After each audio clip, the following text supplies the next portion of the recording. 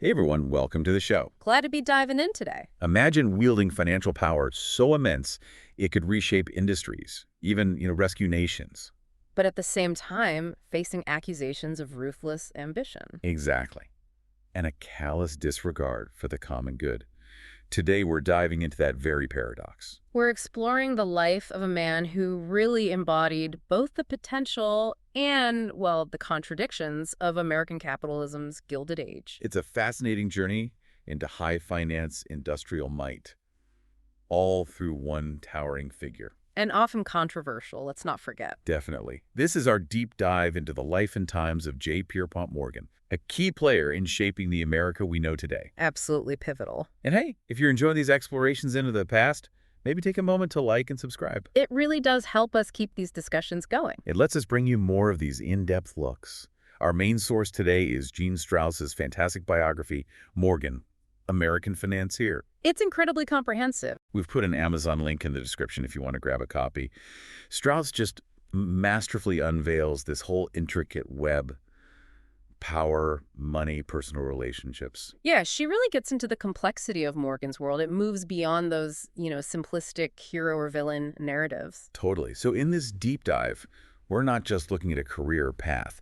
We're examining the forces that literally built modern America. Right, using Strauss's work, but also looking at contemporary accounts, letters. To really understand his impact on finance, his personal life, and crucially, why his legacy is still so debated. Our mission, if you will, is to pull out the key insights, what made him so dominant and so, well, argued about. We've got a lot to unpack here. It's a really multifaceted view. Definitely. Where should we start? Maybe those conflicting perceptions. Okay, yeah, let's start there. The drastically different ways people saw Morgan. Strauss kicks off the book pointing this out, right? Yeah.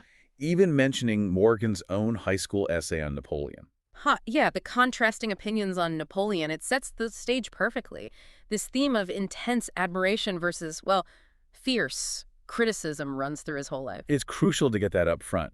The biography hammers this home. You have these wild examples of praise. Like that Yale professor comparing him to Alexander the Great and quoting scripture. It's almost unbelievable. And then B.C. Forbes calling him the financial Moses of the New World. It elevates him to this, mythical status. Deification, almost. But then the flip side. Right. The deeply critical views, influenced heavily by books like Lewis Corey's The House of Morgan. Which painted him as the symbol of unchecked corporate power, maybe even harmful to society. And we have to remember the context of those early biographies, even the one his son-in-law wrote. The authorized one. Yeah. Strauss points out it was really trying to, sanitize his image, play up the patriotism, downplay controversy. So, more PR than history. Pretty much.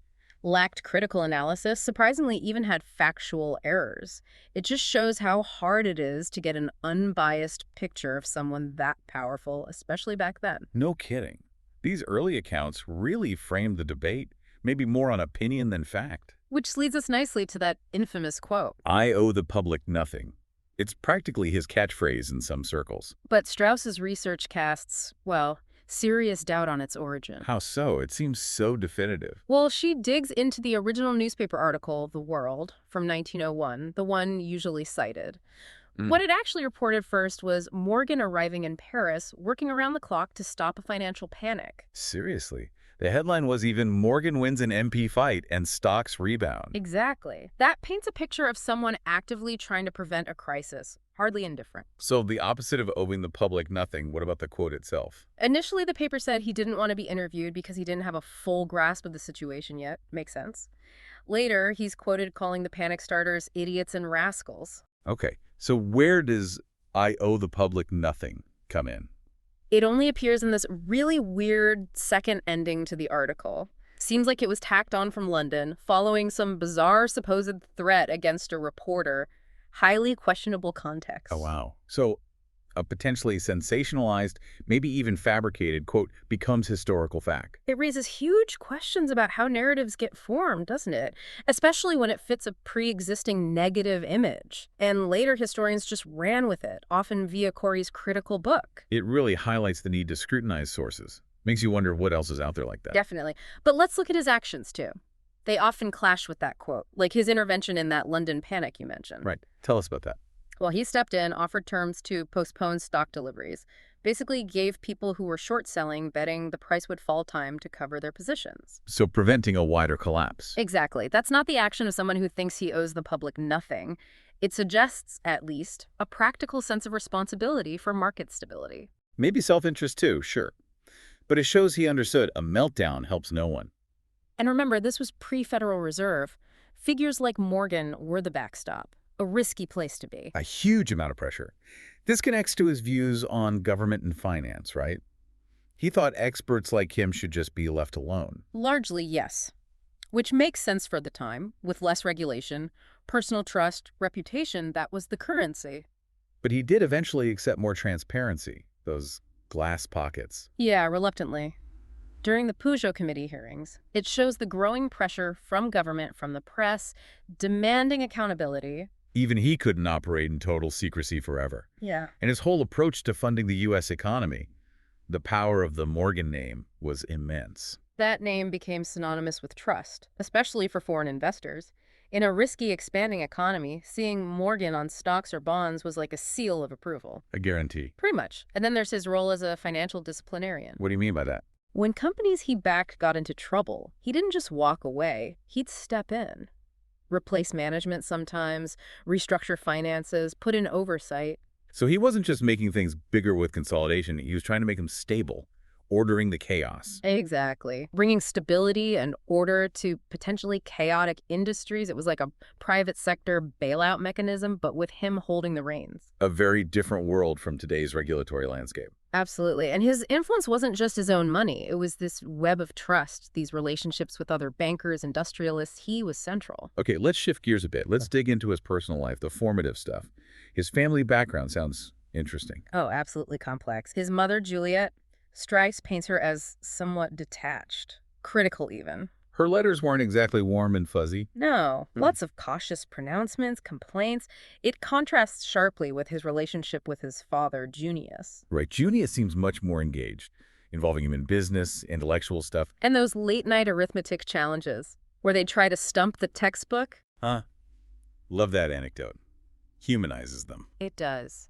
Junius really nurtured his son's mind, his business sense, from early on. That mentorship was key. And you see hints of his ambition in his high school essays, wanting a business career, talking about character, industry. Yeah, the groundwork was laid early, even his view on slavery back then. What was that? Well, less about abolitionism, more about preserving the Union. That seemed to be his main concern, like his father's. A common view among many Northerners at the time, maybe. Prioritizing the nation's integrity. It seems so. Then there's his time in Switzerland, in Vevey. His health wasn't great. Or maybe he played it up a bit for his parents. Quite possibly. His letters to friends sound different. More lively, enjoying himself, becoming a leader among the American students there. And finding romance? That mention of the American niece? Yeah, a little glimpse of young Pierpont navigating those feelings. Quite sweet, really. But that early romance gives way to tragedy later, with his first wife, Mimi Sturgis. Amelia, yes. A profoundly sad story. Her health was so fragile. They went on honeymoon hoping it would help. They did, but she passed away soon after. The inscription he put in her Bible, her end was peace. It speaks volumes about the impact of that loss. A powerful reminder that behind the financier persona, there was a man who felt things deeply. Okay, let's move into his early business ventures. J. Pierpont Morgan & Co. with Jim Goodwin. That's his formal entry into finance. They focused on government bonds, lending to the government, and foreign exchange. Smart moves during the Civil War. But Junius was still cautious. Very. Favored reputable clients, loans backed by solid assets. Risk management was key. And like many wealthy men then, Pierpont didn't fight in the Civil War. No, he paid for a substitute. Common practice for those who could afford it. Carnegie, Rockefeller did too. A practice viewed very differently today, of course. Shows the inequalities. Absolutely. That partnership with Goodwin didn't last, though. Led to Dabney, Morgan & Co. With Charles Dabney. Right. But that hit a snag, too. Something about Edward Ketchum. Yeah, the Ketchum affair was a big financial blow. Pierpont ended up absorbing a hefty loss personally. Ouch. A tough early lesson, maybe. Importance of due diligence. Likely sharpened his caution for the future, yes. After that dissolved, he married again. Fanny Tracy. His second wife. Very different personalities, it seems. He missed her when she was away. Preferred the country while he liked the city. Exactly. His letters show that vulnerability, that loneliness, despite their different preferences. Okay, railroads. We have to talk about Yeah. railroads. His involvement was massive. Transformative. The amount of capital needed was just unprecedented. Morgan was crucial in connecting investors to these huge Like projects. the St. Louis Bridge, with Carnegie involved too. Yeah, that shows their long-term view, investing in infrastructure even with early setbacks. And that relationship with Carnegie, fascinating. Titans collaborating, competing. Carnegie's dominance in steel was both an opportunity and a potential challenge for the financial establishment. So why did Morgan get so deep into railroad consolidation? He saw the danger of overbuilding, of cutthroat competition. It was destructive. His advice on the Chicago and Alton, warning against expanding too much, shows that. So it wasn't just about getting bigger, but about creating order, stability. Precisely. Avoiding those damaging boom and bust cycles in the industry. But his interests weren't only finance, his travels. Egypt. Nah, Right, he was fascinated by history, culture. those trips, his stays in Paris at the Hotel Bristol, you see this growing appreciation for art, for the wider world, setting the stage for later collecting. Which brings us to Drexel Morgan & Co. Yep. That seems like a major step up. Huge. It really cemented his position in international finance, and it marked New York's rise over Philadelphia as the financial center. The failure of Duncan Sherman & Co. helped them. Created an opening, yes. And his partnership with J. Hood Wright was key, very competent guy, though Joseph Drexel eventually left. Hints that Morgan could be difficult to work with sometimes. Perhaps demanding, yeah. The dynamics could be challenging. And speaking of challenges, navigating post-Civil War money policy. Wow. Gold standard, greenbacks, the silver debate. Must have been chaotic. A period of huge confusion. His involvement in that big refinancing loan, the Rothschild-Morgan-Seligman one, drew a lot of public anger over the profits. People felt they were profiting unfairly from a national need. That was the perception. And the whole gold versus silver debate added another layer of tension, often splitting the country regionally and economically. And this was also the time of serious social unrest, right? The Great Railroad Strike of 1877. Vividly showed the resentment towards the railroads, the growing class tensions, a stark reminder of the human cost of rapid industrialization. It must have influenced the political climate, pushing for more regulation. Undoubtedly. But through all this, Morgan's star was rising. The Long Depression ended in the late 70s, business picked up speed. And he was right in the middle of it, even backing Edison's electric light early on. Very forward-thinking. He had that knack for spotting opportunities, and his reputation for stability was growing. His father, Junius, saw the U.S. gaining economic power, but was maybe a bit slow to hand over the reins completely. A bit of friction there. Potentially. And learning lessons from things like the Canada Southern Railway deal only strengthened Pierpont's position and investor confidence. Professionally, he's soaring. What about personally? His friendship with Reverend Rainsford. At St. George's Church, yeah. Seems important. Showed a different side. He supported the church even when he disagreed with Rainsford on some things. Commitment to community, maybe? Interesting. And sadly, his mother's mental health was declining then, too. Yes, a poignant family dynamic. And all the while, his interest in collecting rare books is really taking off, Yeah. foreshadowing his later role as a great patron. Then came another crisis, the Panic of 1884. Right. And again, Morgan steps in, works with the New York Clearinghouse Association to stop the bleeding, prevent a wider collapse. Showed the need for a lender of last resort, didn't it? And his power to mobilize resources. Absolutely. His decisive action was crucial in containing the damage. And after that, his focus on railroad consolidation intensified, leading to these huge regional systems. He realized just negotiating agreements wasn't enough. He needed more control. Became a voting trustee. Meaning he controlled the stock votes? Essentially, yes. Put his own trusted people in charge. He was very focused on avoiding conflicts of interest, too, interestingly. Despite all this power, he never bought that newspaper he wanted. Yeah, that never happened.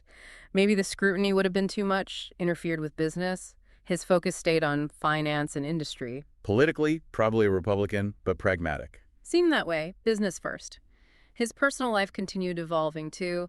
His father, Junius, passed away. His relationship with Edith Sybil Randolph developed. And that interest in eternity, his friendship with Dr. Marco. Little glimpses into the man behind the money, personal connections beyond boardrooms. But the business world kept calling. Late 1880s, the Sherman Antitrust Act.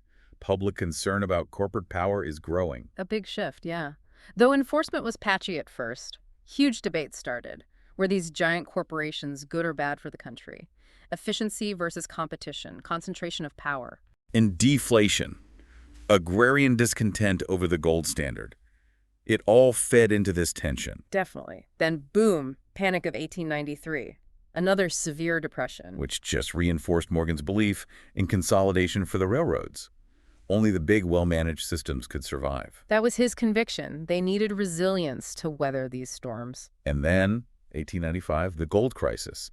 He goes directly to President Cleveland, offers to raise gold for the Treasury. An incredible moment. Shows his power, but also how much the government relied on private finance then. But it also fueled criticism, right? Wall Street and Washington being too close. Exactly. Then comes William Jennings Bryan in 96, the Cross of Gold speech. Passionate stuff, really highlighting the divide over money policy, attacking the money power. A huge populist backlash against the gold standard, and figures like Morgan, seen as representing those Eastern financial interests. Amidst all this national drama, Morgan's own life goes on, appreciating his daughter-in-law Jessie's social skills in London. Little human touches. And his book collecting is becoming serious, acquiring treasures like the Gutenberg Bible. A real passion developing there. Then the turn of the century brings maybe his biggest creation, U.S. Steel. Monumental. The world's first billion-dollar corporation. A new era of consolidation. And Morgan orchestrated it, pulling together Carnegie Steel and others. His financial and organizational skill on full display. The syndicate of banks he put together showed the immense trust in the House of Morgan. And his art collecting keeps pace. Buying that Gainsborough painting, The Duchess of Devonshire. And paying a high price, partly because his father had always wanted it, shows a sentimental side to his collecting. Then the huge fight with E.H. Harriman over the Northern Pacific Railway. A dramatic battle for control resulted in another consolidation, Northern Securities, tightening his grip on the nation's railroads. While all this is happening, he's meeting European kings, making big donations like the one to Harvard Med School for his father. Growing international stature, giving back, though, on his own terms. Labor issues didn't go away, though. That steelworkers strike against U.S. Steel. Right, ongoing tension. And Morgan himself tried to mediate, proposing a compromise. Shows his powerful, if not always impartial, role. Northern Securities then runs into antitrust trouble from the government. Yes, scrutiny is increasing. And his relationship with Teddy Roosevelt complex. The trust buster. Ironic, isn't it? Roosevelt's suing Northern Securities, but also seems to encourage Morgan in other deals, like the International Mercantile Marine Shipping Trust. And Roosevelt intervenes in the coal strike, with Morgan involved, too.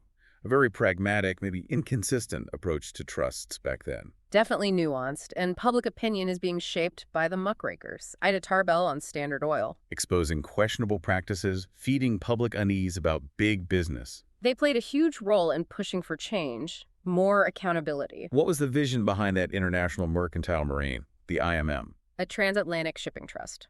Morgan wanted a bigger American slice of international trade, a globally connected network. Ambitious, but financially complex. Raised questions about subsidies, relations with Britain. Yes, it wasn't straightforward, but initially it got a positive reception in the U.S. His art patronage also deepened. Big role at the Metropolitan Museum, building his amazing library. Absolutely. Working closely with Belle DaCosta Green on the library, that became a huge part of his legacy. Even the decorations in his library had personal meaning. Then, 1907, another panic. And again, Morgan is central to the response, coordinating bankers, working with Treasury Secretary Cordileone, stabilizing the markets. His leadership was still crucial in a crisis, securing funds, arranging the U.S. Steel buyout of Tennessee coal and iron to stop the bleeding. Critical moves. But the crisis also ramped up calls for real banking reform, something more systemic than relying on one man. Entering his final years, his legacy is still debated. People like Teddy Grenfell admired his leadership in '07. He still commanded respect in finance, and Bell Green was instrumental in building that incredible book collection. Philanthropy continued. He had views on Woodrow Wilson. But scrutiny continued too. The Stanley Committee investigated U.S. Steel. The Federal Reserve System was created, signaling a shift away from reliance on figures like him. The regulatory landscape was changing. Even literature weighed in. Henry James's novel, The Outcry, seems to feature a Morgan-inspired character. And his testimony before the Peugeot Committee, famous for that line about character being the basis of credit. Gave a rare public glimpse into his thinking. His rationale for things like buying equitable life, he always seemed remarkably unfazed by criticism. Driven by his own convictions, the trust others place to him. Deeply ingrained. But Strouse also hints at the personal cost depression, private anxieties, a vulnerable side behind the armor. His final illness, dying in Rome, it really felt like the end of an era. The huge funeral in New York and Hartford reflected that, the passing of a truly dominant figure who shaped the nation. A profound impact, no question. Undeniable. Well, that brings us to the conclusion of our deep dive into the multifaceted life of J. Pierpont Morgan. Thank you so much for joining us on this exploration. It's been a truly insightful journey into the life of this pivotal, complex figure. We'd really love to hear what you think. What stood out to you? Was there a moment or an insight from our discussion today that surprised you? Yeah, let us know. Drop your thoughts in the comments section below. Your perspectives always enrich the conversation. And hey, if you have follow-up questions or maybe other aspects of Morgan or the Gilded Age you'd like us to tackle in the future, Tell us in the comments. We're always looking for new areas to explore. and don't forget that Amazon link for Gene Strauss's Morgan, American Financier, is right there in the description. If you want to go even deeper, it's a fantastic read. Highly recommended. It's comprehensive and just really insightful. So finally, if you found this deep dive interesting, maybe share it with a friend, someone you think would appreciate it. And subscribe to the channel. That way you won't miss our next in-depth exploration. Okay, before we go, here's a final thought to chew on. Thinking about these figures of immense power and wealth, did J. Pierpont Morgan's actions, at the end of the day, serve the greater good of American society? Or did that relentless drive for control, for consolidation, come at too high a cost? Something for you to continue to reflect upon. Thanks again for listening.